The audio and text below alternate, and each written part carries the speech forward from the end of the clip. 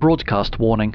The following transmission has been classified as a controlled testimony under the oversight of the Departmento Vox-Communicatus and the Sanctified Maintenance Guild.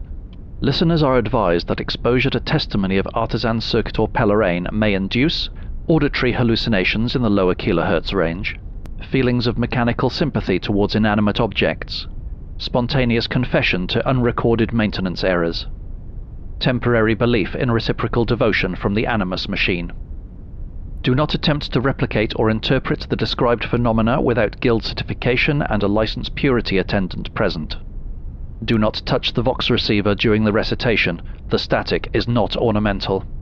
Should you experience resonant empathy with your local infrastructure, remain calm.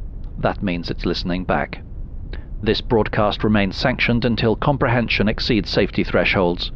Proceed in faith, but without understanding.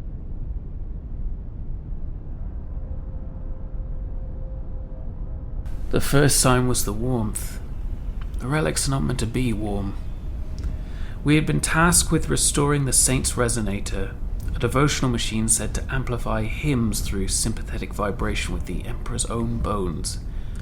At least, that's what the brief said. The paperwork was quite explicit about sacred frequencies. The resonator itself was found in a collapsed chapel under Spire Segment 19, buried beneath 3 floors of devotional rubble and one quite startled and extremely expired servitor.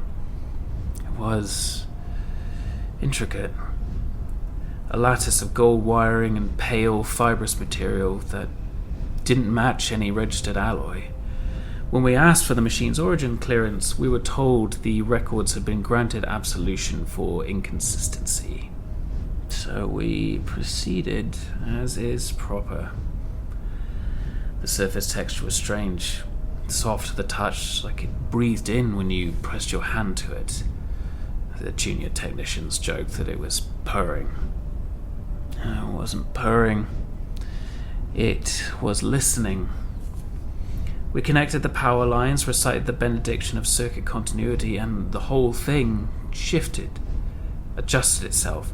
Wires repositioned, ports aligned, as if it already knew the ritual. When it activated, the resonator emitted a low harmonic that caused every lumen in the workshop to dim.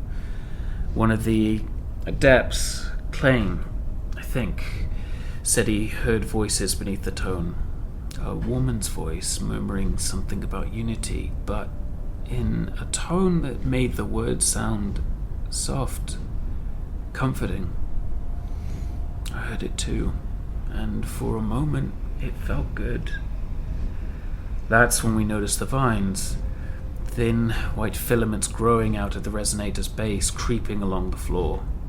They wrapped themselves around our boots, gentle as prayer beads. Klein tried to cut them, but they bled.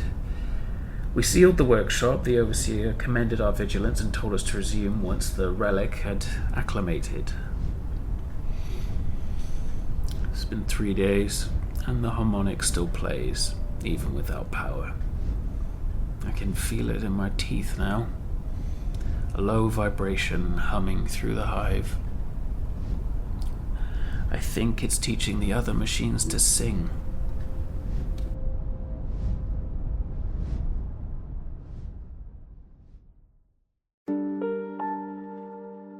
Host-Servitor 241 was played by Richard Roberts. Pell Orane was played by Lucas Eisele. Vox Sanctum Gloriana is an Evil Lighthouse production.